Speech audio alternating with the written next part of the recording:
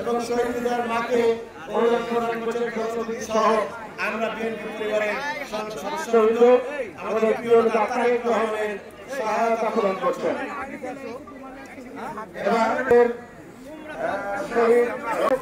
আমরা আগামী প্রধানমন্ত্রী দেশ নায়ক জনাব তারেক রহমানের পক্ষ থেকে সহায়তা প্রদান করা হলো।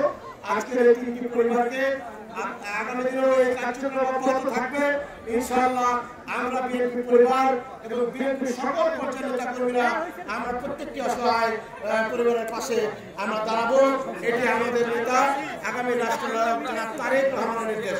আপনারা যারা এখানে উপস্থিত হয়েছেন সিংড়া উপজেলা বিএনপি পৌর বিএনপি সকল পর্যায়ের নেতৃবৃন্দ যারা আপনারা এখানে উপস্থিত হয়েছেন সবাইকে মুক্তিযোদ্ধায় শহীদ হয়েছেন আমাদের ভাইরা, যাদের ছবি নিয়ে আমরা আজকে এখানে একটি সভা করছি।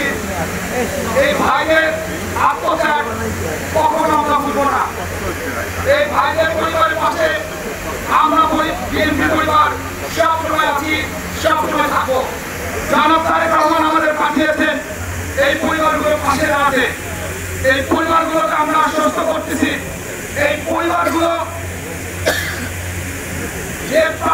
যে প্রাণগুলো ক্ষতিগ্রস্ত হয়েছে, যে সন্তানদের হারিয়েছে, আমি বলতে চাই সর্বশেষ কথাটি, আমরা এদের স্মৃতির উদ্দেশ্যে এই এলাকায় যত সরকারি বেসরকারি প্রতিষ্ঠান সড়ক আছে তাদের নামে নামকরণ করা হবে ইনশাল্লাহ। বিএনপি যদি কোনো ভালো সময় আসে এবং সরকার গঠন করে ঢাকায় আমরা ওনাদেরকে নিয়ে যাবো ইনশাল্লাহ। বিরাট একটি মহাসমাবেশ করবো এই আশা আমাদের আছে।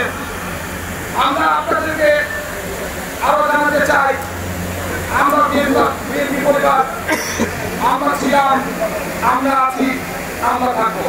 একটা ভারাক্রান্ত মনে বলছি যে যাদের জন্য আমরা এখানে একত্রিত হয়েছি, যাদের রক্তের বিনিময়ে আজকে স্বাধীন, এই যে আজ থেকে 1.5 মাস আগে আমরা কি এখানে মিটিং করতে পারতাম বলেন আপনারা? আজ থেকে 1.5 মাস আগে এই সিংড়ায় কখনো এইভাবে গাড়ি চালিয়ে সিংড়ার মানুষের পাশে এসে মিটিং করে বক্তব্য রাখার সুযোগ কি গত 15 বছর আমরা পেয়েছি বলেন আপনারা? আজকে এই সোহেল হৃদয় এবং রমজানের রক্তের শরীরের বিনিময়ে আমরা যে স্বাধীনতা অর্জন করি, এই স্বাধীনতা আমি মনে করি আমরা ভেবেছিলাম মৃত্যু আগে সুযোগ প্রতি পাবো কিনা জানি না। আল্লাহর কাছে আমরা কৃতজ্ঞ, মহান আল্লাহর কাছে আমরা ঋণী। আল্লাহ তাআলা আমাদের কিন্তু কত ভাই লিখে দিতে পারে না। এরকম অনেক ভাই এই পৃথিবী থেকে চলে গেছে, তারা কিন্তু দেখতে পারে না। আজকে আমিও আজকে আমাকে সুযোগ দিয়েছে। আমি কৃতজ্ঞ আল্লাহর কাছে যে আল্লাহ মৃত্যুর আগে শেখ হাসিনার এই পতন, এই শেখ হাসিনার এই পরিমিতি রাখার সুযোগ দিয়েছে। আপনাদের আপনাদের এই এলাকার মন্ত্রী ভোট লাগে না, এই রুমত তোমরা হয়তো জানে কিনা জানি না, এই নাটোর জেলার মধ্যে সবচেয়ে উর্বর ভূমি হচ্ছে সিংড়া লালপুর বাগানি। এখানে ধানের শীতে পাবে, তার জন্য আর কষ্ট করতে হয় না। এবং আমি মনে করি এই এলাকার মানুষ, এই এলাকা হচ্ছে বিএনপির ঘাঁটি। আজকে কষ্ট লাগে এই 15 বছর এই সিংড়া নাটোরের মানুষকে জিম্মি করে রেখেছে। যাই হোক, আমি যে কথাটা বলছি, আমাদের নেতা তারেক রহমান তার বাবা শহীদ প্রেসিডেন্ট জিয়াউর রহমান যার আদর্শ ধারণ করে আমরা রাজনীতি করি।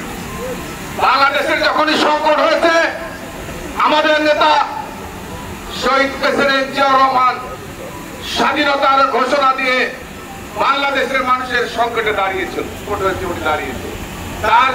তার সন্তান, তার উত্তরাধিকার।